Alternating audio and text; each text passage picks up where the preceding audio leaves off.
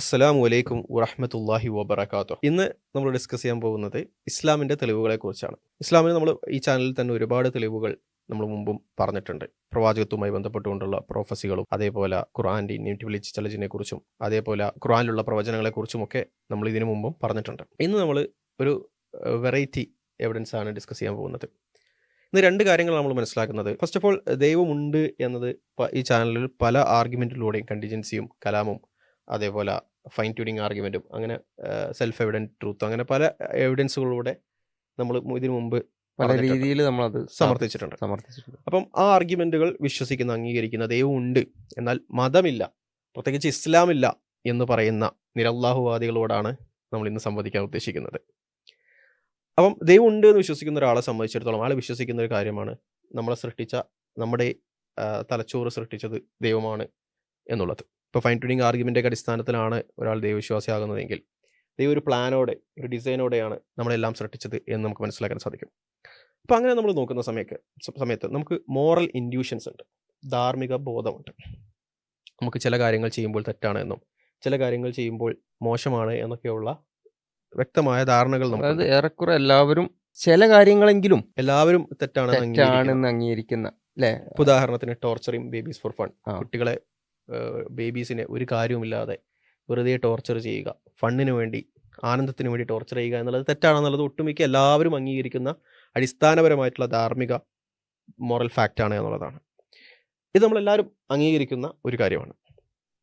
ഇവിടെ നമ്മൾ ചോദിക്കുന്നത്, ഈ ദൈവമാണ് നമ്മളെ സൃഷ്ടിച്ചത് എങ്കിൽ നമ്മൾ ധാർമ്മികമായി കാര്യങ്ങൾ ചെയ്യണം, ധാർമ്മിക മോറൽ ആക്ട്സ് ചെയ്യണം എന്നാണ് ദൈവം ഉദ്ദേശിക്കുന്നത് എന്നുള്ളത് നമുക്ക് ഇന്ന് മനസ്സിലാക്കാൻ സാധിക്കും. അതായത് ചില ധാർമ്മിക ബോധ്യങ്ങൾ നമ്മുടെ ഉള്ളിൽ ഇട്ടുകൊണ്ടാണ് ദൈവം നമ്മളെ സൃഷ്ടിച്ചിട്ടുള്ളത്. അതായത് ചില കാര്യങ്ങൾ തെറ്റാണ്, ചില കാര്യങ്ങൾ ശരിയാണ് എന്നുള്ളൊരു ബോധ്യം നമ്മുടെ ഉള്ളിലൂടെയോ, അതായത് അറ്റ്ലീസ്റ്റ് ചില കാര്യങ്ങളിലെങ്കിലും നമുക്കൊരു ഏകീകരിച്ച അല്ലെ, ഒരുപാട് അഭിപ്രായ വ്യത്യാസങ്ങൾ ഉണ്ടെങ്കിൽ പോലും നന്മ എന്ന ഒന്നുണ്ട് എന്നുള്ള കാര്യത്തിലെങ്കിലും ഏറെക്കുറെ എല്ലാവരും യോജിക്കുന്നുണ്ട് എന്നുള്ളത്. ഈവൻ അതിൽ പോലും ചിലർ അത് യഥാർത്ഥത്തിലുള്ളതാണോ എന്നൊക്കെ വിശദാംശങ്ങൾ അഭിപ്രായ വ്യത്യാസങ്ങൾ ഏതോ അർത്ഥത്തിൽ ഒരു നന്മ ഉണ്ട് എന്നുള്ളത്. ഇപ്പം നമുക്ക് ഒരു കാര്യം ചെയ്യുമ്പോൾ അത് തെറ്റാണ്, അത് ശരിയല്ല എന്നുള്ള ബോധ്യം ഉള്ളിൻ്റെ ഉള്ളിൽ നമുക്കുണ്ട് എന്നുള്ളതാണ് യാഥാർത്ഥ്യം. സ്വാഭാവികമായും നമ്മൾ മനസ്സിലാക്കേണ്ടത്, ദൈവം നമ്മളെ ഇങ്ങനെയാണ് സൃഷ്ടിച്ചത് എങ്കിൽ നമ്മൾ ധാർമ്മികമായി കാര്യങ്ങൾ ചെയ്യണം എന്നുള്ളത് നമുക്ക് ഇതിൽ നിന്ന് അങ്ങനെ ഉദ്ദേശത്തോടെയാണ് ദൈവം നമ്മളെ സൃഷ്ടിച്ചത് എന്ന് നമുക്ക് മനസ്സിലാക്കാൻ സാധിക്കും. പക്ഷെ ഇവിടെ ഒരു പ്രശ്നമുള്ളത് എന്താണെന്ന് വെച്ചാൽ, നമ്മുടെ മോറൽ ഇൻഡ്യൂഷൻസ് സഫിഷ്യൻ്റ് ആണോ എന്നുള്ളതാണ്. അത് പര്യാപ്തമാണോ? അതുകൊണ്ട് മാത്രം നമുക്ക് നമ്മുടെ ജീവിതത്തിലെ എല്ലാ മേഖലകളിലും നമുക്കൊരു മോറൽ ആക്ട് ചെയ്യാൻ കഴിയുമോ, മോറലായിട്ട് നിലപാട് ചെയ്യാൻ പറ്റുമോ? ഇതിൽ ഒരു സംഗതി കൂടി ആഡ് ചെയ്യാനുള്ളത്, നമുക്ക് ആ ഒരു മോറൽ ഇൻഡ്യൂഷൻ ഉണ്ട്, അതോടൊപ്പം നമുക്കൊരു സ്വാതന്ത്ര്യവും നമ്മൾ അനുഭവിക്കുന്നുണ്ട്. അതായത് ഈ മോറൽ ഇൻഡ്യൂഷൻ തിരഞ്ഞെടുക്കാനുള്ള, അതായത് എനിക്ക് ചില കാര്യങ്ങൾ നന്മയാണ് എന്നുള്ള ബോധ്യമുണ്ട്, അതോടൊപ്പം തന്നെ എനിക്കത് തിന്മ തിരഞ്ഞെടുക്കാനുള്ള ഒരു സാധ്യതയും എൻ്റെ ഉള്ളിലുണ്ട്. അല്ലെങ്കിൽ അതിനുള്ളൊരു ഡിസയർ എന്നുള്ള അർത്ഥമല്ല, നമുക്കൊരു ഫ്രീഡം, ഒരർത്ഥത്തിലുള്ള ഫ്രീഡം നമ്മൾ അനുഭവിക്കുന്നുണ്ട്. അപ്പോൾ സ്വാഭാവികമായിട്ടും ചില ശരി തെറ്റുകൾ അവിടെ ഉണ്ട്, എന്നാൽ ആ ശരി തെറ്റുകൾക്ക് അനുസരിച്ചും അനുസരിക്കല്ലാതെയും ചെയ്യാനുള്ള ഒരു ഫ്രീഡവും നമുക്കുണ്ട്, അനുവദനീയമാണ്. ഇതും നമുക്ക് വളരെ ഇൻറ്റ്യൂട്ടീവായിട്ട് അറിയുന്ന ഒരു കാര്യമാണ് എന്നുള്ളതാണ്.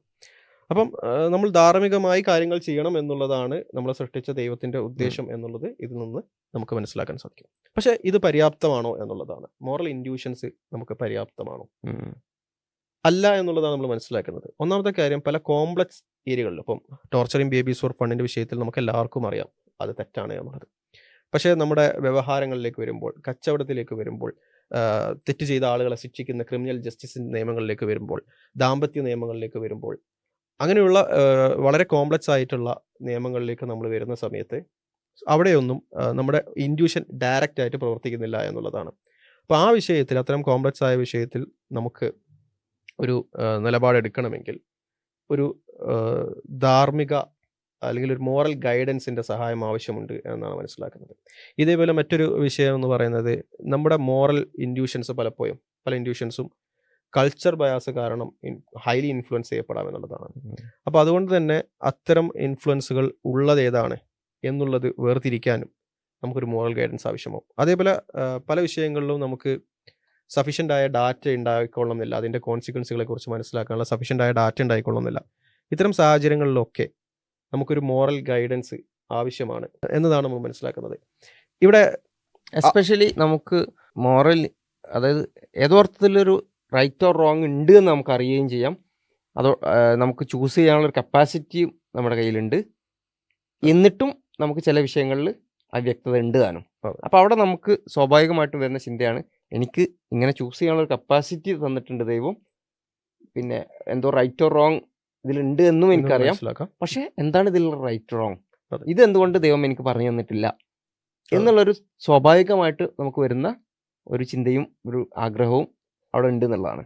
അതെ, ഇപ്പം ദൈവമാണ് മനുഷ്യനെ സൃഷ്ടിച്ചത് എങ്കിൽ സ്വാഭാവികമായും അതിനുള്ളൊരു ഗൈഡൻസ്. കാരണം തെറ്റ് ചെയ്ത ആളുകൾ, ഒരുപാട് ആളുകൾ ഇവിടെ അവർ അർഹിക്കുന്ന ശിക്ഷ ലഭിക്കാതെ പോകുന്നുണ്ട്. നന്മ ചെയ്ത ഒരുപാട് ആളുകൾ അവരർഹിക്കുന്ന പ്രതിഫലം ലഭിക്കാതെ പോകുന്നുണ്ട്. അപ്പോൾ തീർച്ചയായും പരലോക ശിക്ഷയും മറ്റു കാര്യങ്ങളെല്ലാം ഉണ്ടാവും. അപ്പം എല്ലാ കാലഘട്ടത്തിലുമുള്ള ആളുകൾക്ക് കൃത്യമായി നന്മയും തിന്മയും ചെയ്യാനുള്ള ഒരു അവസരം ഉണ്ടാകേണ്ടതുണ്ട്. അതിനവർക്ക് വ്യക്തമായ മോറൽ ഗൈഡൻസ് ഉണ്ടാവേണ്ടതുണ്ട്. അപ്പം ഉദാഹരണം പറയുകയാണെങ്കിൽ, സപ്പോസ് ഒരാൾ നമുക്കൊരു ബാഗ് തന്നു. ആ ബാഗ് നോക്കുമ്പം ഒരു തോക്ക് നമുക്ക് കിട്ടി. അതിൽ നമുക്കൊരു കാര്യം മനസ്സിലാക്കാം, തന്നയാൾ എന്തോ കാരണത്താൽ നമ്മൾ വെടിവെക്കണം, നമുക്ക് എന്തെങ്കിലും ലൈഫ് ത്രെറ്റനിങ് സിറ്റുവേഷൻസും വരാം, അപ്പോൾ നമ്മൾ വെടിവെക്കണമെന്നാണ് ആൾ ഉദ്ദേശിച്ചിട്ടുള്ളത് എന്ന് നമുക്ക് മനസ്സിലായി. പക്ഷേ ആ തോക്കിൽ ബുള്ളറ്റ് ഇല്ല. അപ്പോൾ നമ്മൾ സ്വാഭാവികമായും പിന്നെ തപ്പുന്നതായിരിക്കും ബുള്ളറ്റ് ആയിരിക്കും. കാരണം തോക്ക് തന്നതിൽ നിന്ന് നമ്മൾ വെടിവെക്കണമെന്നാണ് ഈ തോക്ക് നമുക്ക് തന്നയാളുടെ ഉദ്ദേശം എന്ന് നമുക്ക് മനസ്സിലായി. പക്ഷേ വെടിവെക്കണമെങ്കിൽ ബുള്ളറ്റ് അനിവാര്യവുമാണ്. അപ്പോൾ പിന്നെ ബുള്ളറ്റ് എവിടെയെങ്കിലുമൊക്കെ ഉണ്ടാവും എന്നുള്ളതും അതിനുവേണ്ടി നമ്മൾ ആ ബാഗിൽ തന്നെ തപ്പി നോക്കുകയും ചെയ്യുന്നുള്ളതാണ്. ഇവിടെയും ഇതേ സംഭവം തന്നെയാണ് നടക്കുന്നത്. നമ്മുടെ മോറൽ ഇൻഡ്യൂഷൻസ് എന്ന് പറഞ്ഞാൽ നമുക്ക് നെസസറിയായി ധാർമ്മിക കാര്യങ്ങൾ ചെയ്യാൻ വേണ്ടി നെസസറിയായി ആവശ്യമുള്ള കാര്യമാണ്. പക്ഷെ അത് സഫീഷ്യൻ്റ് അല്ല. അപ്പോൾ സ്വാഭാവികമായും ഇത് തോക്ക് തന്നതിൽ നിന്ന് ബുള്ളറ്റ് ഉണ്ട് എന്ന് നമ്മൾ ഇൻഫർ ചെയ്യുന്നത് പോലെ മോറൽ ഇൻഡ്യൂഷൻ, ഈ ഒരു ലിമിറ്റഡ് ആയിട്ടുള്ള മോറൽ ഇൻഡ്യൂഷൻ തന്നതിൽ നിന്ന് നമുക്ക് ഒരു മോറൽ ഗൈഡൻസ് കൂടി ഉണ്ടാകും. നമുക്ക് മോറൽ ഇൻഡ്യൂഷൻ ഉള്ളതുപോലെ തന്നെ നമുക്ക് വ്യത്യസ്ത കാര്യങ്ങൾ ചൂസ് ചെയ്യാനുള്ള, ഇപ്പം മൃഗങ്ങളിൽ നിന്ന് മറ്റു ജീവജാലങ്ങളിൽ നിന്ന് വ്യത്യസ്തമായിട്ട് മറ്റു ജീവജാലങ്ങളെ സംബന്ധിച്ചിടത്തോളം അവർക്ക് ഒരൊറ്റ റൂട്ടേ ഉള്ളൂ. ആ റൂട്ടിൽ അവർ കണ്ടിന്യൂ ചെയ്ത് പോകും എന്നുള്ളതാണ്. അവർക്ക് വേറെ കാര്യങ്ങളോ ഇതേപോലെയുള്ള വൈവാഹിക സാമൂഹിക വിഷയങ്ങളോ ഒന്നും തന്നെ ഇല്ല എന്നുള്ളതാണ്. നമുക്ക് ഇത്തരം വിഷയങ്ങളൊക്കെ ഉണ്ട്. ആ വിഷയങ്ങൾ നമുക്ക് വ്യത്യസ്ത കാര്യങ്ങൾ ചെയ്യാനുള്ള സ്വാതന്ത്ര്യം നമുക്കുണ്ട്. സ്വാഭാവികമായും അവിടെ ഉള്ള റൈറ്റ് എന്താണ്, റോങ് എന്താണ് എന്ന് കൃത്യമായി ഡിസ്റ്റിങ്വിഷ് ചെയ്യാൻ നമുക്കൊരു മാർഗ്ഗനിർദ്ദേശം ഉണ്ടാവുക എന്നത് ഹൈലി ലൈക്ലിയാണ്. ജസ്റ്റ് നമ്മളൊരു യുക്തിപരമായിട്ട് അന്വേഷിച്ച് കഴിഞ്ഞാൽ തന്നെ നമുക്ക് അതിനുള്ളൊരു സാധ്യത അവിടെ കാണുന്നുണ്ട്. അതല്ലെങ്കിൽ പിന്നെ തോക്ക് തന്നിട്ട് അല്ലെ വെടിവെക്കാൻ പറ്റില്ലെങ്കിൽ പിന്നെ തോക്ക് തന്നിട്ട് എന്താണ് ഗുണം എന്ന് ചോദിക്കുന്നത് പോലെ, അതായത് നമുക്ക് ഇങ്ങനെ ഈ ഒരു ചോയ്സ് തന്നിട്ടുണ്ട്, അതോടൊപ്പം നന്മയും തിന്മയും ഒന്നുണ്ട് എന്നുള്ള അറിവ് നമുക്ക് തന്നിട്ടുണ്ട്. അതേസമയം നമുക്ക് കൃത്യമായിട്ടുള്ള നമ്മുടെ ജീവിതത്തിന്റെ പല മേഖലകളിലേക്കും ആവശ്യമായിട്ടുള്ള മോറൽ ഇൻഡ്യൂഷൻസ് ഇല്ലതാണ്. അതെ. സോ ഇവിടെയാണ് നമുക്ക് ഏതെങ്കിലും ഒരു മതവേദഗ്രന്ഥം ദൈവത്തിൽ നിന്ന് വന്നിട്ടുണ്ട് എന്ന് നമുക്ക് മനസ്സിലാക്കാൻ സാധിക്കുന്നത്. പിന്നെ ഏതോ അർത്ഥത്തിൽ ഒരു മാർഗനിർദ്ദേശം ദൈവത്തിൽ നിന്ന് വന്നിട്ടുണ്ടാവാനുള്ള ഒരു സാധ്യത ഇതിലൂടെ നമുക്ക് ഇൻഫർ ചെയ്യാൻ പറ്റും.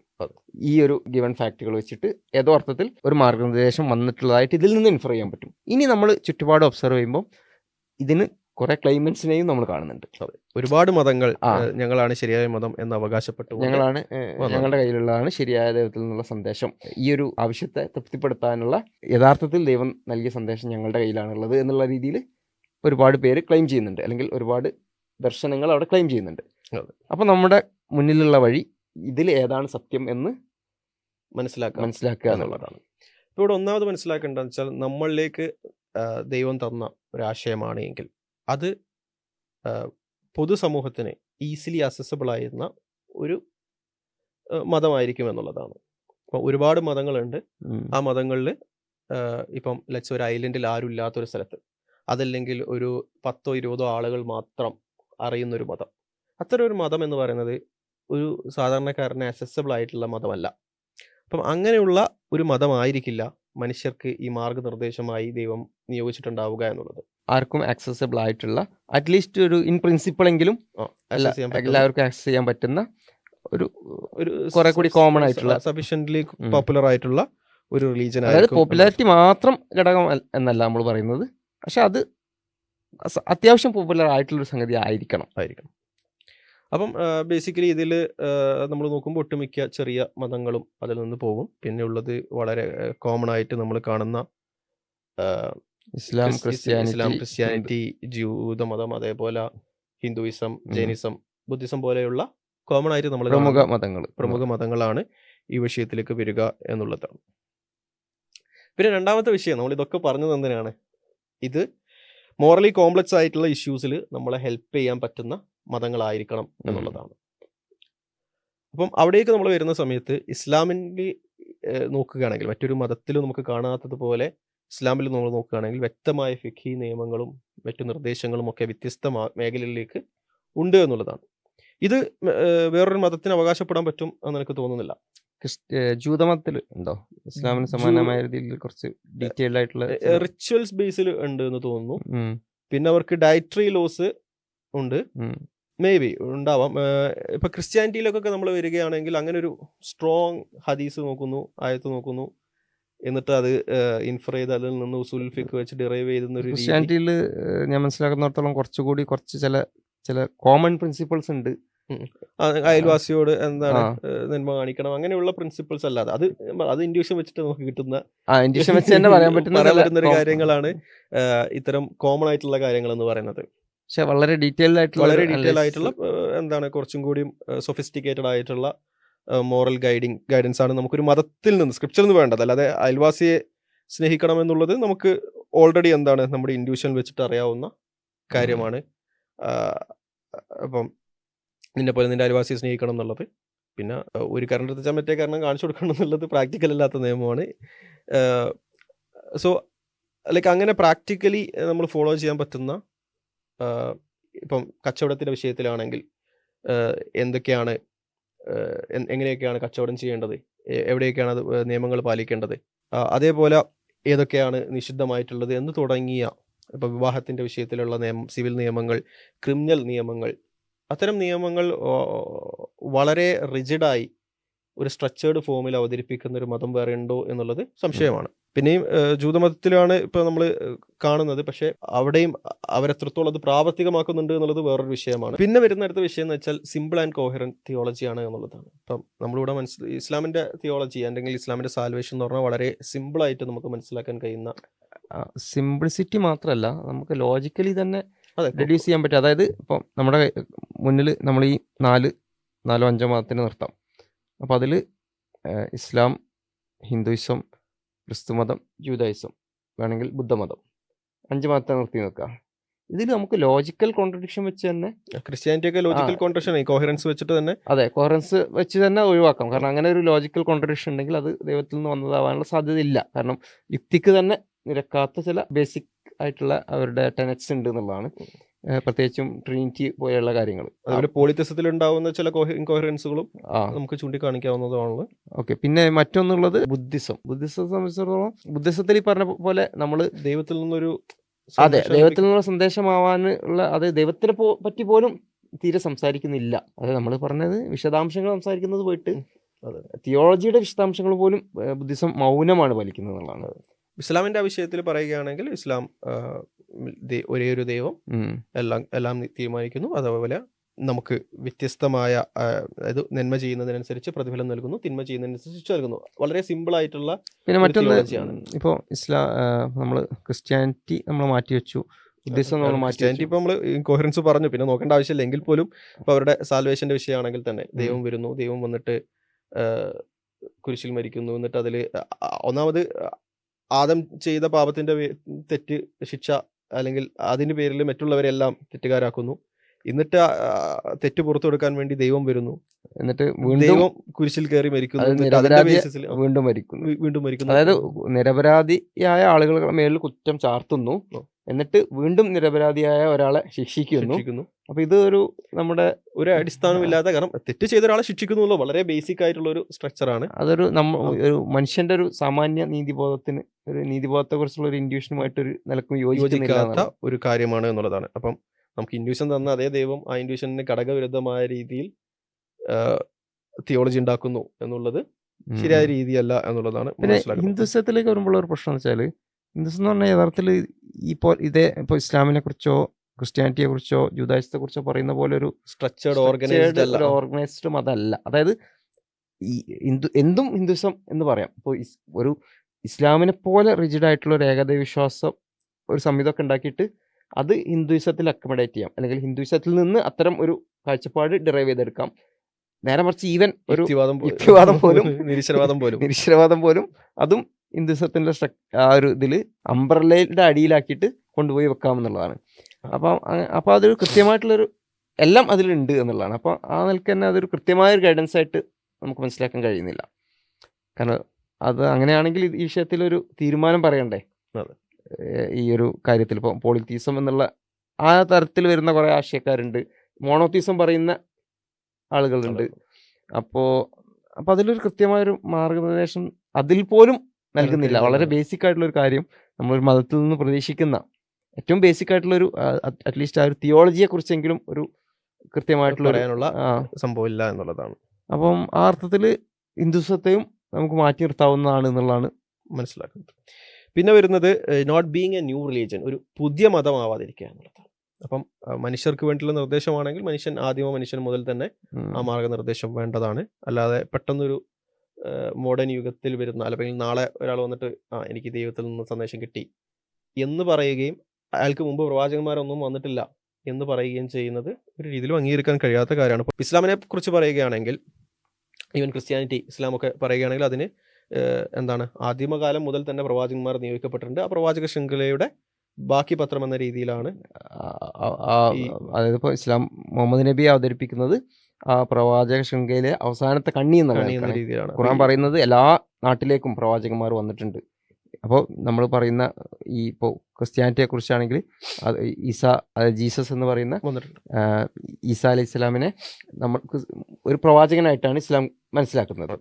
പിന്നെ അതേപോലെ മൂസ എന്ന് മുസ്ലിങ്ങൾ വിളിക്കുന്ന മൂസ അലൈഹി ഇസ്ലാം പ്രവാചകനായിട്ടാണ് ഇസ്ലാം പരിചയപ്പെടുന്നത്. അതായത് ജൂതന്മാരുടെ മോസസ് എന്ന് വിളിക്കുന്ന പ്രവാചകനെ ഇസ്ലാം പ്രവാചകനായിട്ട് തന്നെയാണ് പരിചയപ്പെടുന്നത്. പിന്നെ അതേപോലെ എല്ലായിടത്തും പ്രവാചകന്മാർ വന്നിട്ടുണ്ട്, എല്ലാ നാട്ടിലും 100,000-ൽ പരം പ്രവാചകന്മാർ വന്നിട്ടുണ്ട് എന്നുള്ളതാണ് ഇസ്ലാമിൻ്റെ കാഴ്ചപ്പാട്.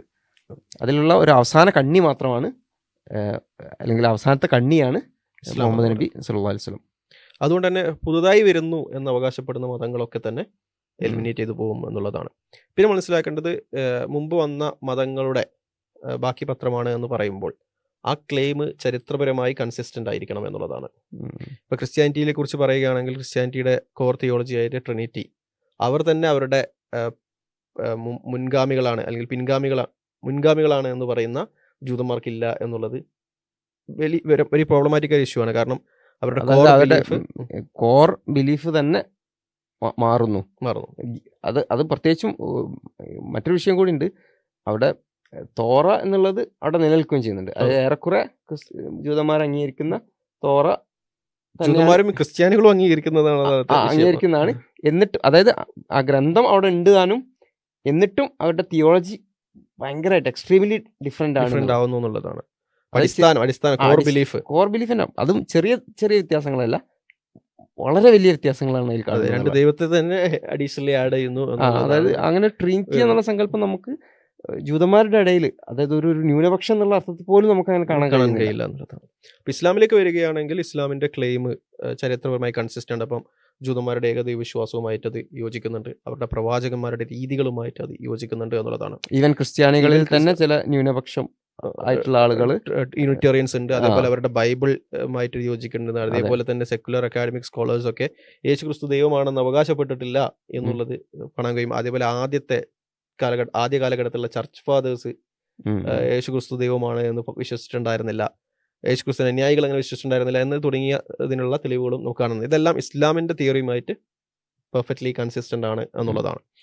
പിന്നെ മറ്റു സ്ഥലങ്ങളിലേക്ക് നിയോഗിക്കപ്പെട്ട പ്രവാചകന്മാർ ഇതേപോലെ പ്രിസർവ്ഡ് അല്ല എന്നുള്ളത്. ബൈബിളിന്റെ വിഷയത്തിലും പ്രിസർവേഷന്റെ പരിമിതികളുണ്ട്. പക്ഷേ കമ്പാരിറ്റീവ്ലി മറ്റു മതങ്ങൾ മറ്റു സ്ഥലങ്ങളിൽ ഉള്ള പ്രവാചകന്മാരുടെ അധ്യാപനങ്ങൾ പ്രിസർവ്ഡ് ആയതിനേക്കാൾ കൂടുതൽ ബൈബിൾ അല്ലെങ്കിൽ ക്രിസ്ത്യൻ ജൂതന്മാരുടെ കാലഘട്ടത്തിൽ അല്ലെങ്കിൽ അവരിലേക്ക് നിയോഗിക്കപ്പെട്ട പ്രവാചകന്മാർ പ്രിസർവ്ഡ് ആണ് എന്നതുകൊണ്ട് തന്നെ നമുക്ക് സിമിലാരിറ്റീസ് കാണാൻ കഴിയും. മറ്റു സ്ഥലങ്ങളിൽ അത്തരം പ്രിസർവേഷൻ ഇല്ല എന്നതുകൊണ്ട് തന്നെ നമുക്ക് അവിടെ കുറഞ്ഞ സിമിലാരിറ്റീസ് ആണ് കാണാൻ കഴിയുക. So perfectly consistent with what Islam says.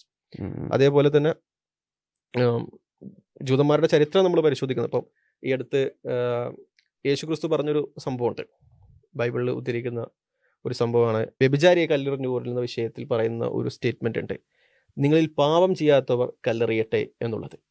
അപ്പം ഈ ഒരു സ്റ്റേറ്റ്മെന്റ് ക്രിസ്ത്യാനികൾ വളരെ വലിയ രീതിയിൽ കൊണ്ടുനടക്കാറുണ്ട്. പക്ഷേ ഈ സ്റ്റേറ്റ്മെന്റ് ഒരു പ്രധാന പ്രശ്നമുള്ളതെന്ന് വെച്ചാൽ, ഇപ്പോൾ പാപം ചെയ്തവർ കല്ലെറിയട്ടെ എന്നുള്ളത് ജൂതന്മാർ നടപ്പിലാക്കിയിരുന്ന അല്ലെങ്കിൽ അവരുടെ ഒരു നിയമമാണ് എന്നുള്ളതാണ്.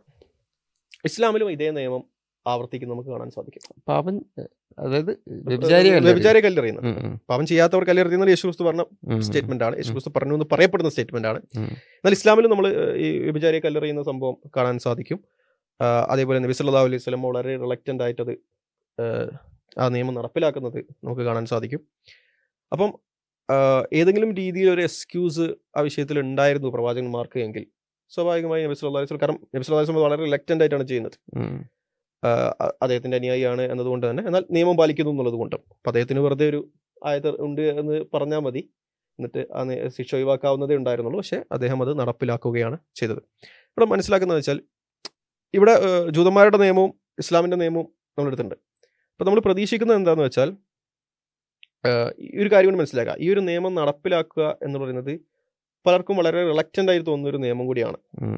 ഓക്കെ, അപ്പം അങ്ങനെയാണ് എങ്കിൽ സ്വാഭാവികമായും കറക്റ്റ് ചെയ്തപ്പെട്ട ഒരു ഗ്രന്ഥത്തിൽ, കാരണം ആളുകൾക്ക് റിലക്റ്റന്റ് ആയി തോന്നുന്ന നിയമമാണെങ്കിൽ അത് ഒന്ന് വെള്ളപൂശാൻ ജൂതന്മാർ ശ്രമിച്ചിട്ടുണ്ട്. വിശ്വാസത്തിന്റെ കാലഘട്ടത്തിലും ജൂതന്മാർ ആ നിയമം ഒന്ന് മറച്ചു വെക്കാനൊക്കെ ശ്രമിച്ചിട്ടുണ്ടായിരുന്നു.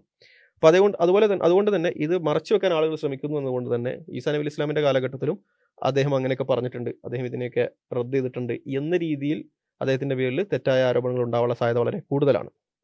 ഇത് ഇസ്ലാമികപരമായി ശരിയാണ്, ഇസ്ലാമികപരമായി നോക്കുമ്പോൾ. പക്ഷേ ആ നിയമം ഉള്ളതാണ്, ആ നിയമം പാലിക്കേണ്ടതാണ്. നബി സല്ലല്ലാഹു അലൈഹി വസല്ലം പാലിച്ചിട്ടുണ്ട്, നബി സല്ലല്ലാഹു അലൈഹി വസല്ലം റിലക്റ്റന്റ് ആയിട്ട് പോലും അത് പാലിച്ചിട്ടുണ്ട് എന്നുള്ളത് മനസ്സിലാക്കാൻ സാധിക്കും.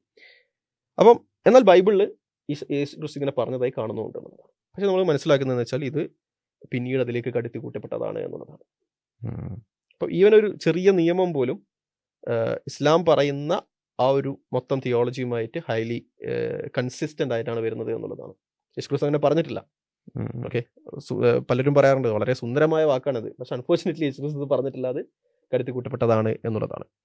അടുത്ത വിഷയം എന്ന് പറയുന്നത് ഈ ഒരു വിഷയമായി കൂട്ടിച്ചേർത്തുകൊണ്ട് നമ്മുടെ ലാസ്റ്റ് പോയിന്റ് വരുന്നത് എന്താണെന്ന് വെച്ചാൽ പ്രിസർവേഷൻ ഓഫ് ഇറ്റ്സ് ടീച്ചിങ്. ഏതൊരു മതത്തിൻ്റെയും ഏതൊരു ആശയവും ദൈവം നമ്മളിലേക്ക് നിയോഗിക്കപ്പെട്ട ആശയമാണെങ്കിൽ അതിൻ്റെ കറക്റ്റ് ടീച്ചിങ്സ്, അതിൻ്റെ പ്യുവർ ടീച്ചിങ്സ് കളങ്കമില്ലാതെ നമ്മളിലേക്ക് എത്തുക, പ്രിസേർവ്ഡ് ആയി എത്തുക എന്നുള്ളതാണ് ഏറ്റവും അനിവാര്യമായി ആവശ്യമുള്ള കാര്യം. ഇത് ഏറ്റവും പ്രധാനപ്പെട്ട ഒരു സംഗതിയാണ് തോന്നുന്നത്. അതായത് നമ്മളിപ്പോൾ അന്വേഷിക്കുന്നത് മനുഷ്യന് മാർഗനിർദ്ദേശം ആവശ്യമുണ്ട്, അല്ലെങ്കിൽ അത് ദൈവം നൽകിയിരിക്കാനുള്ള സാധ്യത ഉണ്ട് എന്ന് നമ്മൾ ജനറൽ ഒബ്സർവേഷനിലൂടെ തന്നെ നമുക്ക് മനസ്സിലാക്കി, അല്ലെങ്കിൽ ഈ വിവിധ വസ്തുതകൾ പരിശോധിക്കുന്നതിലൂടെ നമുക്ക് ആ ഒരു കൺക്ലൂഷനിലേക്ക് എത്താൻ കഴിയും. അങ്ങനെ ഒരു ഉണ്ടാവാനുള്ള പ്രോബബിലിറ്റി ഹൈ ആണ് എന്നുള്ളത്. എന്നിട്ട് നമ്മൾ അതിനുള്ള ക്ലെയിമൻസ് ആയിട്ടുള്ള വിവിധ മതങ്ങളെയാണ് പരിശോധിച്ചത്. അപ്പോൾ അങ്ങനെയാണെങ്കിൽ അതിൽ യഥാർത്ഥ മതമാണെങ്കിൽ അല്ലെങ്കിൽ ശരിയായ മതമാണെങ്കിൽ ഈ കാര്യം അത് അനിവാര്യമായ ഒരു കണ്ടീഷനാണ്. അതായത് അതിൻ്റെ ടീച്ചിങ് പ്രിസർവ് ആയിരിക്കുകയാണ്. അതായത് ആ മതം എന്താണോ പറയുന്നത് അത് അതേപോലെ നിലനിൽക്കുക എന്നുള്ളത്, ഇന്നും നമുക്ക് ആക്സസ് ചെയ്യാൻ കഴിയുന്ന രീതിയിൽ നിലനിൽക്കുക എന്നുള്ളത്. കാരണം അത് അന്നത്തെ മതം ആ ഒരു നിലക്ക് നിലനിൽക്കുന്നില്ല എങ്കിൽ സ്വാഭാവികമായിട്ടും അത് നഷ്ടപ്പെട്ടു പോയി എന്നാണ് അതിൻ്റെ അർത്ഥം. യഥാർത്ഥ ടീച്ചിങ് നഷ്ടപ്പെട്ടു പോയി. അപ്പോൾ അതാണ് നമുക്ക് നോക്കാനുള്ളത്. ഓക്കെ, അതിപ്പം ഓൾഡ് ടെസ്റ്റ്മെന്റിന്റെ വിഷയത്തിലേക്ക് പറയുകയാണെങ്കിൽ നമുക്ക് അതിന്റെ മാനുസ്ക്രിപ്റ്റ്സും മറ്റു കാര്യങ്ങളെല്ലാം ലഭിക്കുന്നത് വർഷങ്ങൾക്ക് ശേഷമാണ്, സെഞ്ചുറികൾക്ക് ശേഷമാണ് എന്നുള്ളതാണ്.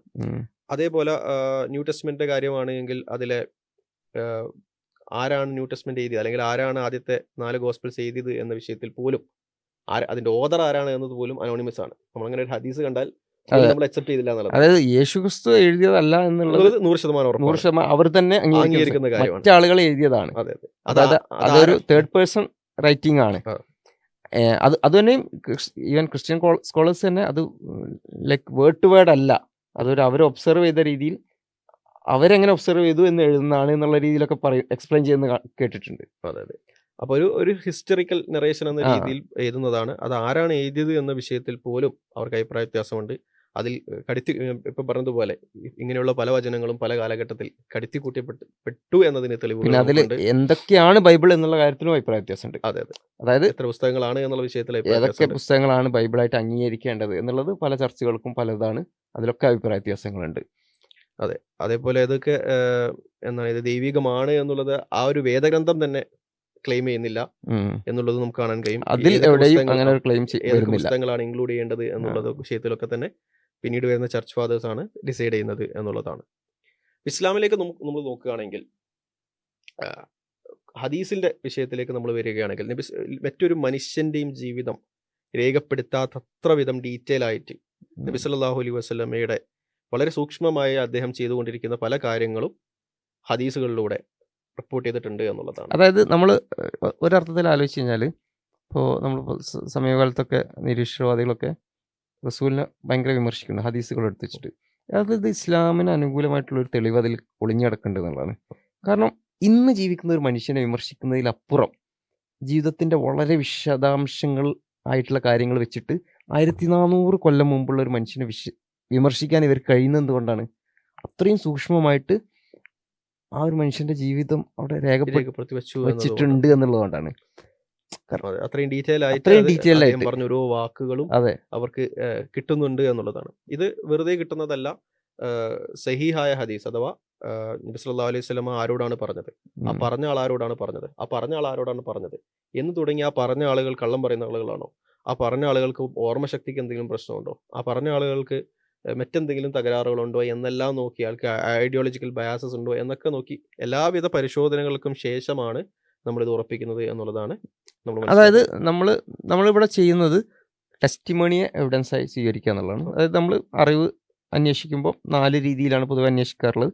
അതിൽ വളരെ സുപ്രധാനമായിട്ടുള്ള ഒരു അറിവ് അന്വേഷിക്കുന്ന രീതിയാണ് ടെസ്റ്റിമോണി. ഇതാണ് നമ്മൾ ഹിസ്റ്ററിയിൽ ഉപയോഗിക്കുന്നത്, ഇതാണ് നമ്മൾ കോർട്ട് കേസുകളിൽ ഉപയോഗിക്കുന്നത്, മനുഷ്യൻ കോർട്ടിൽ ഉപയോഗിക്കുന്നത്. സയൻസിൽ പോലും നമ്മൾ വളരെ വലിയൊരു ഭാഗം ഈ ടെസ്റ്റിമണിയാണ് നമ്മൾ സ്വീകരിക്കുന്നത്. അതായത് നമ്മളൊരു സയൻറ്റിഫിക് ആർട്ടിക്കിൾ സൈറ്റ് ചെയ്യുകയാണെങ്കിൽ നമ്മൾ യഥാർത്ഥത്തിൽ അവിടെ ടെസ്റ്റിമണിയാണ് സ്വീകരിക്കുന്നത്. ആ ഗവേഷണം ചെയ്ത ആൾ ഞാൻ ഇന്ന രീതിയിൽ ചെയ്തിട്ടുണ്ട് എന്നുള്ള ടെസ്റ്റിമണിയാണ് നമ്മൾ ആ പേപ്പറായിട്ട് വരുന്നത്. ആ പേപ്പർ നമ്മൾ സ്വീകരിക്കുന്നത്, അത് റിവ്യൂ ചെയ്ത 2-3 ഓതേഴ്സ് ഉണ്ട്, അത് ആധികാരികമായിട്ടുള്ളൊരു ജേണലാണ് പ്രസിദ്ധീകരിച്ചത്. ഇതെല്ലാം നമ്മൾ വിശ്വസിക്കുകയാണ് ചെയ്യുന്നത്. ഇതെല്ലാം വിശ്വസിച്ചുകൊണ്ടാണ് ആ പേപ്പർ നമ്മൾ സ്വീകരിക്കുന്നത്. അപ്പോൾ അവിടെ ഒരു ലെവൽ ഓഫ് ടെസ്റ്റിമണിയാണ് അതിൽ കടന്നു വരുന്നത് എന്നുള്ളത്. അൺലെസ് നമ്മൾ ആ എക്സ്പീരിയൻസ് നേരിട്ട് പോയി ചെയ്യുക എന്നുള്ള അങ്ങനെയാണെങ്കിൽ ഒഴികെ. അപ്പോൾ ഈ ടെസ്റ്റിമണി എന്നുള്ള ജീവിതത്തിൻ്റെ എല്ലാ ഭാഗത്തും ഉണ്ട്. അപ്പോൾ ഇവിടെ നമ്മൾ പിന്നെ ഈ കേസിൽ ഹദീസുകൾ സ്വീകരിക്കുമ്പോൾ നമ്മൾ ആ ഒരു ടെസ്റ്റിമണിയാണ് സ്വീകരിക്കുന്നത്. റസൂൽ പറഞ്ഞു എന്ന് മറ്റൊരാൾ പറഞ്ഞു. പക്ഷേ ഈ ടെസ്റ്റിമണി സ്വീകരിക്കുന്ന കാര്യത്തിൽ ഇസ്ലാം പുലർത്തിയ ഒരു കണിശത, ആ ഒരു കണിശത ഒരു ശാസ്ത്രമായിട്ട്, ഒരു അറിവിൻ്റെ ഒരു ശാഖയായിട്ട് ഇസ്ലാം ഡെവലപ്പ് ചെയ്തു എന്നുള്ളതാണ്. ഒരു ഹദീസ് ഹദീസ് നിദാന ശാസ്ത്രം, അത് വലിയൊരു ശാസ്ത്രശാഖയായിട്ട് അല്ലെങ്കിൽ വലിയൊരു അറിവിൻ്റെ ശാഖയായിട്ട് ഇസ്ലാം ഡെവലപ്പ് ചെയ്തു. എന്നിട്ട് അതിൽ വളരെ സൂക്ഷ്മമായിട്ടുള്ള നിയമങ്ങളും കാര്യങ്ങളൊക്കെ വെച്ചു എന്നുള്ളതാണ്. അപ്പോൾ അത് ആ ഒരു വ്യക്തി ഇന്ന വ്യക്തി പറഞ്ഞതായിട്ട് ഇന്ന വ്യക്തിയോട് പറഞ്ഞു എന്ന് നമ്മൾ പറയുമ്പോൾ അതിനെ മുടിനാരിഴ കീറുന്ന പോലെ കീറിയിട്ട് പരിശോധിച്ച് അത്രയും സ്ട്രിക്റ്റ് ആയിട്ടുള്ള കുറേ കണ്ടീഷൻസ് വെച്ചു. അപ്പോൾ അതിൽ ഒരു കണ്ടീഷൻ എന്താ വെച്ച് കഴിഞ്ഞാൽ, ഈ പറയപ്പെടുന്ന വ്യക്തികൾ അവർ മീറ്റ് ചെയ്തിട്ടുണ്ടാവണം. യുക്തിപരമായിട്ട് നോക്കിയാൽ നമുക്ക് മനസ്സിലാവുന്ന ഒരു കണ്ടീഷനാണ്. കാരണം അവർ മീറ്റ് ചെയ്തിട്ടില്ലെങ്കിൽ അവർ പറഞ്ഞിട്ടുള്ളത് മിസ്സായി പോയിട്ടുണ്ടെങ്കിൽ അവിടെ ഒരു പ്രോബ്ലം ഉണ്ട്. ആ ഒരു കണ്ണി മുറിഞ്ഞിട്ടുണ്ടെങ്കിൽ അവിടെ ഒരു പ്രോബ്ലം ഉണ്ട്. ഇവർ മീറ്റ് ചെയ്തിട്ടുണ്ടാവണം. അത് ഈ പറയുന്ന ഇപ്പോൾ ഒരു 4 നിവേദനകരുണ്ടെങ്കിൽ ഈ 4 നിവേദകരുടെയും ഒരു അവരുടെ ലൈഫ്, അവരുടെ ജനനവും മരണവും ഒക്കെ നോക്കിക്കഴിഞ്ഞാൽ ഒന്ന് സമയത്തിൻ്റെ ഉള്ളിൽ അവർ മീറ്റ് ചെയ്യാനുള്ള ആ ഒരു ടൈം ലിമിറ്റിൽ, അല്ലെങ്കിൽ ഒരു ഓവർലാപ്പ് ചെയ്യുന്ന ടൈം ഉണ്ടായിരിക്കണം അവരുടെ ലൈഫിൽ. ഓവർലാപ്പ് ചെയ്യുന്ന, അതും സംസാരിക്കാൻ കഴിയുന്ന രീതിയിലുള്ള ടൈം ഉണ്ടായിരിക്കണം. പിന്നെ അതേപോലെ ജോഗ്രഫിക്കലി അവർ ഏതെങ്കിലും സ്ഥലത്ത് മീറ്റ് ചെയ്യാൻ പറ്റുന്ന രീതിയിൽ ഒരേ നഗരത്തിലോ ഒരേ സ്ഥലത്തോ ഒക്കെ ഒരു സമയത്ത് വന്നിട്ടുള്ളവരായിരിക്കണം. പിന്നെ അതേപോലെ ഇതൊക്കെ ചില കണ്ടീഷൻസ്.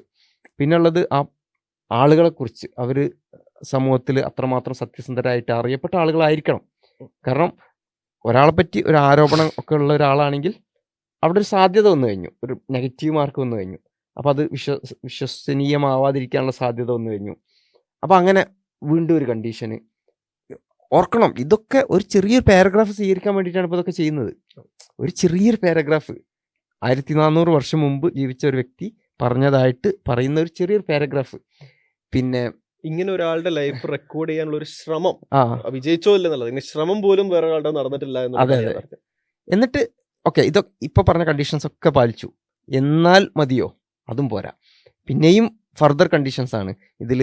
ഇത് ഒരൊറ്റ റൂട്ടിലൂടെ വന്നത് മതിയോ, അല്ലെങ്കിൽ കുറേ റൂട്ടിലൂടെ വരണോ? അതിലും ഒരുപാട് പണ്ഡിതന്മാരുടെ കണ്ടീഷൻസ് പറയുന്നുണ്ട്. അപ്പോൾ ഇങ്ങനെ പറഞ്ഞ കാര്യം പോലും പിന്നെ ഒരു ഓവറോൾ കൺസിസ്റ്റൻസി, അതായത് ഇപ്പം ഒരു റൂട്ടിലൂടെ വന്നതുണ്ടാവും, ഒരുപാട് റൂട്ടിലൂടെ വന്ന വേറൊരു ഹദീസ് ഉണ്ടാവും. അവ തമ്മിലുള്ള കൺസിസ്റ്റൻസി, അങ്ങനെ ഒരുപാട് കണ്ടീഷൻസ് ഈ വിഷയത്തിലുണ്ട് എന്നുള്ളതാണ്. അപ്പോൾ വളരെ കൃത്യമായിട്ട് അത് ഒരു റസൂൽ പറഞ്ഞതാണ് എന്ന് നമുക്ക് ഉറപ്പിക്കാൻ കഴിയുന്ന രീതിയിൽ, അത് നമ്മൾ ഹിസ്റ്റീരിയോഗ്രഫി എന്ന് പറയില്ലേ, ഹിസ്റ്ററി രേഖപ്പെടുത്തുന്നതിൻ്റെ ചില മാനദണ്ഡങ്ങളുണ്ട്. അതിനെ നമ്മൾ ആറ്റിക്കുറുക്കി അതിനെ വളരെയധികം കോൺസെൻട്രേറ്റഡ് ആക്കി കഴിഞ്ഞാൽ, ഒരുപക്ഷെ 1000 മടങ്ങ് കോൺസെൻട്രേറ്റഡ് ആക്കി കഴിഞ്ഞാൽ അതായിരിക്കും ഈ ഹദീസ് നിദാന ശാസ്ത്രം എന്ന് പറഞ്ഞു കഴിഞ്ഞാൽ. ഇവിടെ മനസ്സിലാക്കേണ്ട ഒരു വിഷയം, ഇപ്പോൾ അതുകൊണ്ട് തന്നെ പല ഹിസ്റ്ററിക്കൽ ക്രിറ്റിസിസം മെത്തേഡ്സും ഇവിടെ വർക്ക് ചെയ്യില്ല എന്നുള്ളൊരു കാര്യം കൂടി ശ്രദ്ധിക്കേണ്ടതുണ്ട്. കാരണം ഇപ്പം ഒരു ചരിത്രത്തിൽ ആവശ്യമായ ഇപ്പോൾ ഒരു ചരിത്രകാരൻ നോക്കുമ്പോൾ ആൾ നോക്കുന്ന ചില കണ്ടന്റുകൾ ഇവിടെ ഉണ്ടായിക്കൊള്ളുന്നില്ല. പക്ഷെ അതുകൊണ്ട് അതുകൊണ്ട് ഒരു ക്രിറ്റിസിസം ഇവിടെ വർക്കാവില്ല. കാരണം എന്താണെന്ന് വെച്ചാൽ അതിനേക്കാൾ ബെറ്റർ ആയതോടെ ഉണ്ട്. അതെ, കാരണം ഇപ്പൊ ഒരു ചരിത്രകാരൻ ചിലപ്പം ലെറ്റ്സ് ഒരു ഹിസ്റ്ററിക്കൽ ഫിഗറിന്റെ ഒരു ഇവന്റ് നോക്കുന്ന സമയത്ത് അയാൾ ഇന്ന എവിഡൻസ് ഉണ്ട് അതുകൊണ്ട് ഞാൻ അംഗീകരിക്കും. ആ ഒരു എവിഡൻസ് ഇല്ലെങ്കിൽ അംഗീകരിക്കില്ല എന്നൊരു പ്രിൻസിപ്പിൾ ചിലപ്പോൾ അവരുടെ മെത്തേഡിൽ ഉണ്ടാവും. ഈ ഇങ്ങനെ ഒരു എവിഡൻസ് ഉള്ളത് കൊണ്ടാണ് ഞാൻ അംഗീകരിക്കുന്ന ഒരു പ്രിൻസിപ്പിൾ അവിടെ ഉണ്ടാവും. പക്ഷെ ഇവിടെ ആ പ്രിൻസിപ്പിൾ അപ്ലൈ ചെയ്യാൻ പറ്റില്ല. കാരണം എന്താണെന്ന് വെച്ചാൽ ഇവിടെ ഇവർ ഈ പ്രിൻസിപ്പിൾ അപ്ലൈ ചെയ്യുന്നത് ഇവിടെ അതേ ഉള്ളൂ. അതെ, ആ ഒരു ഇങ്ങനത്തെ ഒരു മെത്തേഡ് അവിടെ ഇല്ല. അപ്പൊ സ്വാഭാവികമായി അവർക്ക് ഈ ഒരു റൂട്ടേ ഉണ്ടാവുള്ളൂ എന്നുള്ളതാണ്. അപ്പം ഇവിടെ നമ്മളെടുത്ത് ബെറ്റർ ആയിട്ടുള്ള ഒരു ഓപ്ഷൻ ഉണ്ട്, അല്ലെങ്കിൽ ഇത് യുണീക്കായിട്ട് ഇസ്ലാമിന് യുണീക്കായിട്ട് പറയാൻ പറ്റുന്ന ഒരു ഓപ്ഷനാണ് എന്നുള്ളത് മനസ്സിലാക്കേണ്ടതുണ്ട്. പിന്നെ ഇവിടെ പറഞ്ഞു പല രീതികളിലൂടെ വരുന്നു എന്നുള്ളത്, ഒരു റൂട്ടിലൂടെ അല്ലാതെ പല റൂട്ടുകളിലൂടെ വരുന്നു എന്നുള്ളത്. അങ്ങനെ പല റൂട്ടുകളിലൂടെ വരുന്നതിനെയാണ് മുത്തവാത്തിർ എന്ന് പറയുന്നത്. അപ്പം ഖുർആനിലേക്ക് വരികയാണെങ്കിൽ ഖുർആൻ മുത്തവാത്തിർ ആയിട്ടാണ് നിറേറ്റ് ചെയ്യപ്പെട്ടിട്ടുള്ളത് എന്നുള്ളതാണ്. അത്രയും വെൽ നോൺ ആയിട്ട്, അതായത് ഈ പറയുന്ന ഒരുപാട് ചെയിനുകളിലൂടെ, ഈ പറയുന്ന ഈ കണ്ടീഷൻസ് എല്ലാം പാലിക്കുന്ന ഒരു ചെയിൻ അല്ല, അങ്ങനെയുള്ള അനേകം ഇൻഡിപെൻഡന്റ് ആയിട്ടുള്ള ചെയിനുകളിലൂടെയാണ് ഇത് വരുന്നത് എന്നുള്ളതാണ്. ഇനി അവിടം കൊണ്ട് തീരുന്നുണ്ടോ? ഇല്ല. നബി സല്ലല്ലാഹു അലൈഹി വസല്ലമയുടെ ശിഷ്യനായിട്ടുള്ള ഉസ്മാൻ റളിയല്ലാഹു അൻഹു, അബൂബക്കർ സിദ്ദീഖ് റളിയല്ലാഹു അൻഹുവിന്റെ കാലഘട്ടത്തിൽ, നബി സല്ലല്ലാഹു അലൈഹി വസല്ലം മരണപ്പെട്ട് അബൂബക്കർ സിദ്ദീഖ് റളിയല്ലാഹു അൻഹുവിന്റെ കാലഘട്ടത്തിൽ അവിടെ ഖുർആൻ മനപ്പാഠം പഠിച്ച സഹാബിമാർ ഉണ്ട്. ഈ മനപ്പാഠം പഠിച്ച സഹാബിമാർ എന്ത് ചെയ്തു? റിട്ടേൺ ആയിട്ടുള്ള കോപ്പീസ്, എല്ലാ ആയത്തുകളുടെയും റിട്ടേൺ ആയിട്ടുള്ള കോപ്പീസ് കിട്ടി. അത് ഓൾറെഡി അവർക്ക് മനപ്പാടായിട്ട് അറിയാം, അവർക്ക് എല്ലാവർക്കും മനപ്പാടായിട്ട് അറിയാം. അങ്ങനെ മനപ്പാടമായിട്ട് അറിയുന്ന ഈ ഖുർആൻ അതിന്റെ റിട്ടേൺ കോപ്പീസ് കണ്ടെത്തി ആ റിട്ടേൺ കോപ്പീസ് കമ്പയർ ചെയ്തിട്ടാണ് അബൂബക്കർ സിദ്ദീഖിന്റെ കാലഘട്ടത്തിൽ ഉണ്ടാക്കുന്നത്. അതിന്റെ ബേസിസിലാണ് ഉസ്മാൻ റളിയല്ലാഹു അൻഹുവിന്റെ കാലഘട്ടത്തിൽ ഉണ്ടാക്കുന്നത്. ഇത് മനസ്സിലാക്കുക, അനുയായികളാണ്. ഓക്കെ, അതേപോലെ അനുയായികൾ സ്വന്തമായിട്ട് ഇതൊന്നല്ല, നബി സല്ലല്ലാഹു അലൈഹി വസല്ലം പറഞ്ഞ കാര്യം അതേപോലെ നെറേറ്റ് ചെയ്യാണ് ചെയ്യുന്നത്. ഇവിടെ 2 കാര്യങ്ങൾ ശ്രദ്ധിക്കുക. ഒന്ന്, അവർക്കെല്ലാം കാണാപ്പാട് അറിയാം, പക്ഷെ എന്നാലും അവർ റിട്ടേൺ കോപ്പി ഉണ്ട് എന്ന് ഉറപ്പ് വരുത്തിയിട്ടാണ് അതെന്ത് ചെയ്തത്. അതായത് എല്ലാത്തിൻ്റെയും റിട്ടേൺ കോപ്പിയും അവർ എന്ത് ചെയ്തിട്ടുണ്ട്, in addition to their memory return കോപ്പിയും കൂടി കൺസിഡർ ചെയ്തിട്ടുണ്ട്. അതേപോലെ ഇത് ചെയ്യുന്നത് റസൂലിൽ നിന്ന് നേരിട്ട് കേട്ട ആളുകളാണ്. അതായത് നമുക്കിപ്പോ ഈ ബൈബിളിന്റെ ഒക്കെ കേസിൽ ആരാന്നറിയാത്ത അവസ്ഥയല്ല, കറക്റ്റ് റസൂലിൽ നിന്ന് നേരിട്ട് കേട്ട അനുയായികൾ തന്നെ അവർ ബൈഹാർട്ട് ആക്കിയതിനപ്പുറം അവർ എൻഡ് ടു എൻഡ് ബൈഹാർട്ട് ആക്കിയിട്ടുണ്ട്. അതിന്റെ പുറമെ അത് കൃത്യമായിട്ട് എഴുതി വെക്കുകയും ചെയ്തിട്ടുണ്ട്, പുസ്തക രൂപത്തിൽ ക്രോഡീകരിച്ച്. അങ്ങനെ അബൂബക്കർ സിദ്ദീഖിന്റെ കാലഘട്ടത്തിലാണ് ആദ്യം ചെയ്യുന്നത്, വിത്തിൻ 2 years, 2 വർഷങ്ങൾക്ക് അകം. പിന്നീട് ഉസ്മാൻ റളിയല്ലാഹു അൻഹുവിന്റെ കാലഘട്ടത്തിലാണ് ചെയ്യുന്നത്. അതും എനിക്ക് തോന്നുന്നു 20 years അപ്പുറത്ത്, വിത്തിൻ 20 years ചെയ്യുന്നത്. ഓൾറെഡി ഇതൊക്കെ ഉണ്ട് കേട്ടോ. ഉസ്മാൻ റളിയല്ലാഹു അൻഹു, അബൂബക്കർ സിദ്ദീഖിന്റെ ഓൾറെഡി ഖുർആൻ അവിടെ ഉണ്ട്, അത് ഒക്കെ നിലനിൽക്കുന്നുണ്ട് വിത്തിൻ 2 years. അത് കഴിഞ്ഞ് ഉസ്മാൻ റളിയല്ലാഹു അൻഹുവിന്റെ കോഡക്സിലാണ് ഇത് രേഖപ്പെടുത്തിയിട്ടുള്ളത്, അനുയായികളെല്ലാം നിൽക്കുന്ന സമയത്ത്. മാത്രമല്ല ഉസ്മാൻ റളിയല്ലാഹു അൻഹുവിന് ഇതൊന്നും ഉസ്മാൻ റളിയല്ലാഹു അൻഹു ഫാബ്രിക്കേറ്റ് ചെയ്തെന്ന് പറയാൻ പറ്റില്ല. കാരണം ഉസ്മാൻ റളിയല്ലാഹു അൻഹു കൊല്ലപ്പെടുകയാണ് ചെയ്തത്. അദ്ദേഹത്തിന് ഇതൊന്നും കവറപ്പ് ചെയ്യാനുള്ള ഒരു അധികാര പരിധി ഒന്നും കിട്ടിയിട്ടില്ല. ഓക്കെ, അതെ, അങ്ങനെ ഒരു ആരോപണം ആരും ഉന്നയിക്കുകയാണെങ്കിൽ, ആരോപണം ആരും ഉന്നയിക്കാറില്ല. സോ കാരണം നമുക്ക് കവറപ്പ് ചെയ്യണമെങ്കിൽ എന്താണ്, നമുക്ക് അത്രയും അധികാരം കിട്ടണം. അപ്പം അവിടെ എല്ലാ സഹാബികളും അംഗീകരിച്ചുകൊണ്ട് ഉസ്മാൻ റളിയല്ലാഹു അൻഹുവിന്റെ നേതൃത്വത്തിൽ അത് നടക്കുന്നു എന്നുള്ളതാണ്. അതൊന്നും. ഇനി രണ്ടാമത് മനസ്സിലാക്കേണ്ട, ഈ കോഡക്സ് ഇന്ന് നമുക്ക് അവൈലബിൾ ആണ്. ഉസ്മാൻ റളിയല്ലാഹു അൻഹുവിന്റെ ആ ഖുർആൻ നമുക്ക് അവൈലബിൾ അല്ല. പക്ഷെ ആ ഖുർആനിൽ എന്താ ഉള്ളത് നമുക്കറിയാം. എന്തുകൊണ്ടെന്ന് വെച്ചാൽ ഉസ്മാൻ റളിയല്ലാഹു അൻഹുവിന്റെ ആ ഖുർആനിൽ നിന്ന് ഒരുപാട് ഖുർആനുകൾ കോപ്പി ചെയ്തിട്ടുണ്ട്. ഒരുപാട് ഖുർആനുകൾ എന്ത് ചെയ്തിട്ടുണ്ട്, പല ആളുകളും കോപ്പി ചെയ്തിട്ട് ഉണ്ട് എന്നുള്ളതാണ്. അപ്പം ഈ കോപ്പി ചെയ്ത ഖുർആനുകൾ കാർബൺ ഡേറ്റ് ആയിട്ട് നമുക്ക് അവൈലബിൾ ആണ്. ബർമിംഗ്ഹാം മാനുസ്ക്രിപ്റ്റ് എന്ന് പോലുള്ള നിരവധി മാനുസ്ക്രിപ്റ്റുകൾ ഡേറ്റഡ്, അതായത് ഈ ഒരു കാലഘട്ടത്തിലേക്ക്, റസൂലിന്റെ ജീവിതത്തോടടുത്ത ആ ഒരു കാലഘട്ടത്തിലേക്ക് കാർബൺ ഡേറ്റഡ് ആയിട്ടുള്ള ഖുർആന്റെ കോപ്പികൾ നമുക്ക് അവൈലബിൾ ആണ് എന്നുള്ളതാണ്. അതായത് അത്രയും കൃത്യമായിട്ട് അത് റെക്കോർഡ് ചെയ്തിട്ടുണ്ട്. അതായത് നമുക്ക് പോയി പരിശോധിച്ച് നോക്കാം. റസൂലിൻ്റെ ജീവിതകാലത്തോട് അടുത്ത കാലഘട്ടത്തിൽ തന്നെ എഴുതിയ ഖുർആൻ കോപ്പികൾ ഇന്ന് നമുക്ക് ലഭ്യമാണ്. അത് കാർബൺ ഡേറ്റ് ചെയ്ത് ശാസ്ത്രീയമായിട്ട് അതിൻ്റെ കാലനിർണ്ണയം നടത്തിയിട്ടുണ്ട്. അത് നമുക്ക് വായിച്ചു നോക്കാവുന്നതുമാണ് എന്നുള്ളതാണ്. അത് ഉസ്മാൻ അള്ളാഹുവിന്റെ ഖുർആൻ അല്ല, പക്ഷേ അത് ഉസ്മാൻ അള്ളാഹുവിന്റെ ഖുർആനിൽ നിന്ന് വന്നതാണ് എന്നുള്ളതിന് നമുക്ക് എവിഡൻസ് ഉണ്ട്. എവിഡൻസ് എന്താണെന്ന് വെച്ചാൽ ഒരുപാട് എവിഡൻസുകളുണ്ട്. അതിലൊരു എവിഡൻസ് ഞാൻ പറയാം. ഇപ്പം ഓർത്തോഗ്രഫി എന്ന് പറയാം, അഥവാ സ്പെല്ലിംഗ് അല്ലെങ്കിൽ ഫോണ്ട് എഴുതുന്ന രീതി. അപ്പോൾ ഒരേ വാക്ക് തന്നെ നമുക്ക് എന്ത് ചെയ്യാൻ പറ്റും, വ്യത്യസ്ത രീതിയിൽ എഴുതാൻ കഴിയും. വ്യത്യസ്ത രീതിയിൽ അതിനെ വ്യത്യസ്ത ഇപ്പൊ ത എന്നുള്ളത് 2 രീതിയിലൊക്കെ നമുക്ക് എഴുതാൻ സാധിക്കും. കമ്പ്യൂട്ടർ യുഗത്തിൽ നമ്മൾ ഫോണ്ട് എന്നൊക്കെ പറയുന്ന വ്യത്യസ്ത ഫോണ്ടുകളിൽ നമുക്ക് ഇത് എഴുതാൻ സാധിക്കും എന്നുള്ളതാണ്.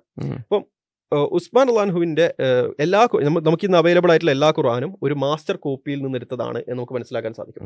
ഇതെന്തുകൊണ്ടെന്ന് വെച്ചാൽ ഈ പറയുന്ന ഫോണ്ടിൽ ഉണ്ടാവുന്ന സിമിലാരിറ്റിയാണ്. കാരണം എല്ലാ ഖുർആനിലും ഉപയോഗിച്ചിരിക്കുന്നത് ഒരേ ഫോണ്ടാണ്. അപ്പൊ ഇതിൽ 2 കാര്യങ്ങൾ മനസ്സിലാക്കാം.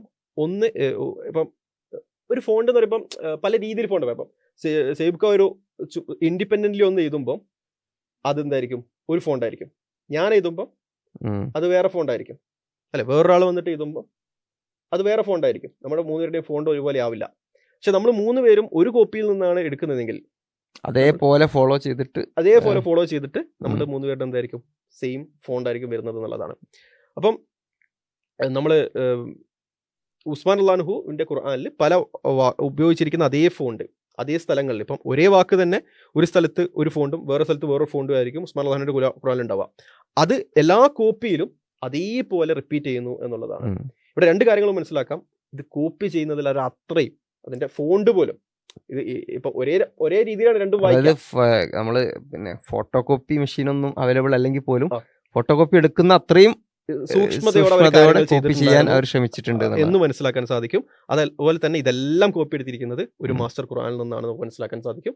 ആ മാസ്റ്റർ ഖുർആൻ, ഈ കോപ്പി എടുത്തിരിക്കുന്ന ഖുർആനുകളുടെ പല സ്ഥലങ്ങളിൽ നിന്നാണ് ഖുർആൻ ലഭിക്കുന്നത്. അപ്പൊ ഈ കോപ്പി എടുത്തിരിക്കുന്ന ഖുർആനുകളുടെ എല്ലാം ടൈമിംഗ് നമ്മൾ നോക്കുമ്പോൾ അത് ഉസ്മാൻ അള്ളാഹുവിന്റെ ഖുർആന്റെ തൊട്ട് ശേഷമാണ് വരുന്നത്. സോ ഇതെല്ലാം വരുന്നത് അതിന് മുമ്പ് ഉണ്ടായ ഒരു ഖുർആനിലാണ്. ആ ഖുർആൻ എക്സാക്ട്ലി ഉസ്മാൻ അള്ളാഹുവിന്റെ ഈ ഒരു സമയത്തേക്കാണ് വരുന്നത്. അപ്പൊ അതിന്റെ ടൈമിങ്ങും അതേപോലെ ഇതിന്റെ കോപ്പിയിലുള്ള ഈ പെർഫെക്റ്റ് മാച്ചിങ്ങും എല്ലാം വെച്ചുകൊണ്ട് നമുക്ക് വ്യക്തമായി ഖുർആന്റെ പ്രിസർവേഷൻ സ്ഥാപിക്കാൻ പറ്റും. പിന്നെ അഡീഷണലി അതിന്റെ കാർബൺ ഡേറ്റഡ് മാനുസ്ക്രിപ്റ്റും, അതായത് ഈ കാലഘട്ടത്തിലേക്ക് നമുക്ക് ട്രേസ് ചെയ്യാൻ പറ്റുന്ന കാർബൺ ഡേറ്റഡ് ആയിട്ടുള്ള മാനുസ്ക്രിപ്റ്റും അവൈലബിൾ ആണ് എന്നുള്ളതാണ്. പിന്നെ ഒരു കാര്യം കൂടി, ഇപ്പൊ ഇത് വിഷയത്തിൽ ഒരു വിമർശനം വരാൻ സാധ്യത കൊണ്ട് പറയുന്നതാണ്. ഇപ്പൊ പലപ്പോഴും വലിയൊരു കാര്യമായിട്ട് കൊണ്ടുവരുന്നതാണ് ഖുർആൻ വ്യത്യസ്ത അറഫാണ്, അതുകൊണ്ട് അല്ലെങ്കിൽ വ്യത്യസ്ത പാരായണ രീതിയുണ്ട്. ഇപ്പം ഫാത്തിഹയിൽ തന്നെ മാലിക് യൗമിദ്ദീൻ എന്നുള്ള പ്രയോഗമുണ്ട്, മലിക് യൗമിദ്ദീൻ എന്നുള്ള പ്രയോഗമുണ്ട്. അപ്പം ഇത് പ്രിസർവേഷൻ അല്ല എന്നതിന്റെ തെളിവായി പലരും ഉദ്ധരിക്കാറുണ്ട്. ഇത് പ്രാഥമികമായ ഇത് പ്രിസർവേഷൻ അല്ലാതെ ആവുക, ഇത് സമീപകാലത്ത് വന്ന ഒരു അഭിപ്രായ വ്യത്യാസമാണെങ്കിൽ പ്രിസർവേഷൻ അല്ല എന്ന് പറയാം. പക്ഷെ നേരെ മറിച്ച് ഇത് റസൂലിന്റെ കാലത്ത് റസൂല് തന്നെ അവതരിപ്പിച്ച 2 വ്യത്യസ്ത രീതികളാണെങ്കിൽ ഇന്നും അതേ രീതി നിലനിൽക്കുന്നുണ്ടെന്നുണ്ടെങ്കിൽ ഇത് പ്രിസർവേഷൻ എതിരായിട്ടല്ല, പ്രിസർവേഷൻ അനുകൂലമായിട്ടുള്ള തെളിവാണ്. അതെ, അതായത് പിൽക്കാലത്ത് നബി സല്ലല്ലാഹു അലൈഹി വസല്ലം മാലിക് യൗമിദ്ദീൻ എന്ന് പഠിപ്പിച്ചു. പിന്നീട് പിൽക്കാലത്തിലേക്ക് വന്നപ്പം ആളുകൾ അഭിപ്രായ വ്യത്യാസം വന്നു. ചില ആളുകൾ മാലിക് എന്ന് പറഞ്ഞു, ചില ആളുകൾ മലിക് എന്ന് പറഞ്ഞു. ഏതാണ് നമുക്ക് റെക്കഗ്നൈസ് ചെയ്യാൻ പറ്റുന്നില്ല. ഇതാണ് എന്ത് പ്രിസർവേഷൻ എതിരാവുക എന്ന് പറഞ്ഞു. എന്നാൽ തുടക്കത്തിൽ തന്നെ നബി സല്ലല്ലാഹു അലൈഹി വസല്ലം മാലിക് എന്നും മലിക് എന്നും പഠിപ്പിച്ചിട്ടുണ്ട് എങ്കിൽ, 2 ഫോമും പഠിപ്പിച്ചിട്ടുണ്ടെങ്കിൽ അതിവിടെ വരിക എന്ന് പറയുന്നത് പ്രിസർവേഷൻ എതിരല്ല എന്നുള്ളതാണ്. കാരണം അത് രണ്ടും പ്രിസർവ് ചെയ്തിട്ട് വന്നിട്ടുണ്ട് എന്നാണ് നമ്മൾ മനസ്സിലാക്കേണ്ടത്. അപ്പം ഖുർആൻ വള്ളി പുള്ളി മാറിയിട്ടില്ല എന്ന് നമ്മൾ പറയുമ്പോൾ 2 അഹ്റഫുകൾക്കിടയിൽ വള്ളി പുള്ളി മാറ്റമില്ല എന്നുള്ളതല്ല. അതും പ്രിസർവേഷനായിട്ട് യാതൊരു ബന്ധവുമില്ല. നബി സല്ലല്ലാഹു അലൈഹി വസല്ലം പഠിപ്പിച്ചതിൽ നിന്ന് വള്ളി പുള്ളി മാറാതെ ഇന്ന് അവൈലബിൾ ആണ്. അന്ന് എച്ച് പഠിപ്പിച്ചിട്ടുണ്ടെങ്കിൽ ഇന്ന് എച്ച് ഉണ്ട്. നബി സല്ലല്ലാഹു അലൈഹി വസല്ലം വൈ പഠിപ്പിച്ചിട്ടുണ്ട്, വൈ ഇവിടെ ഉണ്ട് എന്നുള്ളതാണ്. നബി സല്ലല്ലാഹു അലൈഹി വസല്ലം വള്ളിയിട്ട് പഠിപ്പിച്ചത് വള്ളിയിട്ട് ഇന്ന് നിലനിൽക്കുന്നുണ്ട്, പുള്ളിയിട്ട് പഠിപ്പിച്ചത് പുള്ളിയിട്ട് എന്ന് പറയാൻ പറ്റുന്ന രീതിയിൽ, അതായത് അങ്ങനെ തന്നെ പ്രിസർവ് ചെയ്തിട്ടുണ്ടെന്നാണ്. പക്ഷെ വള്ളിയിട്ട ആറഫുകളും ഉണ്ട്, പുള്ളിയിട്ട ആറഫുകളും ഉണ്ട്. പക്ഷെ അത് രണ്ടും അവിടെ ഉണ്ട് എന്നുള്ളതാണ്. അവിടെ നിന്ന് ഇങ്ങോട്ട് വള്ളിയും പുള്ളിയും മാറിയിട്ടില്ല എന്നുള്ളതാണ് നമ്മൾ മനസ്സിലാക്കുന്നത്. അതാണ് പ്രിസർവേഷന്റെ ഉദ്ദേശം. ഏറ്റവും പ്രിസർവേഷൻ എന്ന് പറഞ്ഞാൽ യാതൊരു ബന്ധവും ഇല്ലല്ലോ. അപ്പം അതാണ് വിഷയത്തിൽ പറയുന്നത്. പിന്നെ ഇത് ചില ആളുകൾ ഒരു മുടം തന്നെ ഞാൻ പറയാനുള്ളത്, നബി സല്ലല്ലാഹു അലൈഹി വസല്ലം അന്നേ പറഞ്ഞു എന്നുള്ളത് മുസ്ലിങ്ങൾ പറഞ്ഞുണ്ടാക്കിയതാണ് എന്നുള്ളൊരു കാര്യം പറയാറുണ്ട്. അവിടെയും നമ്മൾ മനസ്സിലാക്കേണ്ടത് ഈ ഹദീസ് നബി സല്ലല്ലാഹു അലൈഹി വസല്ലമ ഇത് പറഞ്ഞിട്ടുണ്ട്. വ്യത്യസ്ത ഹറഫിലാണ് ഖുർആൻ അവതരിപ്പിച്ചത് നബി സല്ലല്ലാഹു അലൈഹി വസല്ലം പറഞ്ഞിട്ടുണ്ട് എന്നുള്ളത് നമുക്ക് എന്താണ് ഇതേപോലെ മുതവാത്തിറായിട്ടുള്ള മൾട്ടിപ്പിൾ ചെയിനുകളുള്ള ഹദീസുകൾ. കാരണം അത് കള്ളം പറയുക സാധ്യമല്ലാത്ത രീതിയിൽ വ്യത്യസ്ത ആളുകളുടെ വ്യത്യസ്ത അത്രയും രീതിയിൽ ആളുകളിലൂടെ അത് ആ, വന്നിട്ടുണ്ട്. എല്ലാ സഹാബിമാരും പറയുന്നുണ്ട്. നരേഷൻസ്. അപ്പോൾ കോമൺ ലിങ്കുകൾ എന്ന് പറയും. ഇപ്പം സേവ്ക ഒരു കാര്യം പറഞ്ഞിട്ടുണ്ടെന്ന് ഒരു 100 ആൾക്കാർ പറഞ്ഞിട്ടുണ്ടെങ്കിൽ ഏറ്റവും ചുരുങ്ങിയ സേവ്ക പറഞ്ഞിട്ടുണ്ടല്ലോ. അപ്പം അങ്ങനെ ഉള്ള എന്താണ് സേവ്ക പറഞ്ഞ കാര്യം സേവ്ഖാനോട് ഇപ്പം ലെറ്റ്സ് ഷാഫിക്ക പറഞ്ഞിട്ടുണ്ട് എന്ന് സേവ്ക പറയാണ്. അങ്ങനെ ഷാഫിക്ക പറഞ്ഞിട്ടൊന്ന് വേറെ 100 ആൾക്കാർ പറഞ്ഞെങ്കിൽ പിന്നെ ഷാഫിക്കയിലേക്ക് പോകും. അങ്ങനെ ആ ലിങ്ക് ബാക്കോട്ട് പോയി നബി സല്ലല്ലാഹു അലൈഹി വസല്ലമയ്ക്ക് എത്തുന്ന രീതിയിലേക്ക് വളരെ കൃത്യമായി നമുക്ക് ചെയിനുകൾ അവൈലബിൾ ആണ്. ഈ ഹദീസ് അത്രയും സ്ട്രോങ്ങർ ആയിട്ടുള്ള ഹദീസാണ് എന്നുള്ളതാണ് ഒന്ന്. 2, മാലിക്കിയും വിദ്യനും മുസ്ലിങ്ങൾ എല്ലാ ദിവസവും ഓതുന്ന ഫാത്തിഹയിൽ ഓതുന്ന വിഷയമാണ്. അത് മുസ്ലിങ്ങൾക്ക് എല്ലാവർക്കും ഒരു ദിവസം അങ്ങോട്ട് മറന്നു പോവുക എന്ന് പറയുന്നത് സാധ്യമാവുന്ന കാര്യവുമല്ല. അതായത് അന്ന് തൊട്ട് ഇന്ന് വരെ പിന്നെ ലക്ഷക്കണക്കിന് അല്ലെങ്കിൽ ആയിരക്കണക്കിന് ലക്ഷക്കണക്കിന് 10 ലക്ഷക്കണക്കിന് അത്രയും മനുഷ്യന്മാർ ഇങ്ങനെ ഡെയിലി 5 നേരം പെട്ടെന്നൊരു ദിവസം ആളുകൾക്ക് സംശയം വന്നു എന്ന് പറയുന്നത് പരിഹാസ്യമായ. അതായത് ഇന്നും മിനിമം 5 നേരം 17 പ്രാവശ്യമെങ്കിലും ഇത് ഓതിയിട്ടുണ്ടാവും. അതെ, അതിൽ ഏറ്റവും ചുരുക്കിയത് 6 പ്രാവശ്യം ഉറക്കെ തന്നെ ഓതുന്നുണ്ട്. അപ്പം അതാണ് ഈ വിഷയത്തിൽ പറയുന്നത്. അപ്പം പ്രിസർവേഷന്റെ വിഷയത്തിലേക്ക് നോക്കുകയാണെങ്കിൽ ഇസ്ലാം എന്ന് പറയുന്നത് എനിക്ക് തോന്നുന്നു അദ്നാൻ റാഷിദാണ് പറഞ്ഞത് എന്നുള്ളത്. പ്രിസർവേഷനിലേക്ക് നോക്കുകയാണെങ്കിൽ ബൈബിൾ എന്ന് പറയുന്നത് ഖുർആൻ എന്ന് പറയുന്നത് നോഹയുടെ ആർക്ക് പോലെയാണ്. ബൈബിൾ എന്ന് പറയുന്നത് യൂസഫ് നബി അലൈഹി സ്വലാം കയറിയ കപ്പൽ പോലെയാണ്. യൂസഫ് നബി അലൈഹി സ്വലാം കയറിയ കപ്പൽ വെള്ളത്തിൽ മുങ്ങി പോയ സമയം നമുക്ക് എല്ലാവർക്കും അറിയാലോ. അപ്പം മറ്റു മതഗ്രന്ഥങ്ങളെ എല്ലാം നമ്മൾ എടുക്കുകയാണെങ്കിൽ അവരുടെ ടീച്ചിങ്സ് പ്രിസർവ് ചെയ്യുന്ന വിഷയത്തിൽ ഇസ്ലാമിന്റെ അയലത്ത് മറ്റു മതങ്ങൾ എത്തില്ല. അപ്പൊ അതുകൊണ്ട് തന്നെ മറ്റു മതങ്ങൾ ഈ ഒരു വിഷയം മാത്രം നോക്കിയാൽ തന്നെ നമുക്ക് ഈ ഒരു ക്ലെയിമിന് ഉള്ള കണ്ടസ്റ്റൻസിൽ നിന്ന് ഒഴിവാക്കാം.